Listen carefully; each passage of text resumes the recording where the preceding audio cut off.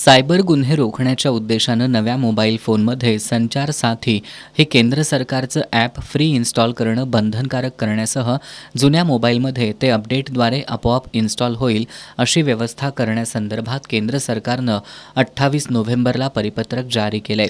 या परिपत्रकावर देशभरातून टीकेची झोड उठली.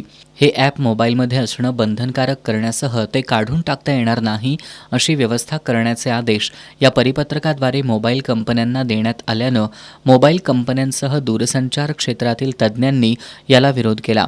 काँग्रेससह विरोधी पक्षांनी या ॲपच्या सक्तीबद्दलच्या सरकारच्या हेतूवर शंका व्यक्त करत सरकार या माध्यमातून हेरगिरी करेल अशी भीती व्यक्त केली. या ॲपच्या सक्तीविरोधात समाजमाध्यमांमधून से नो टू संचार साथी हा ट्रेंड चालवण्यात आला.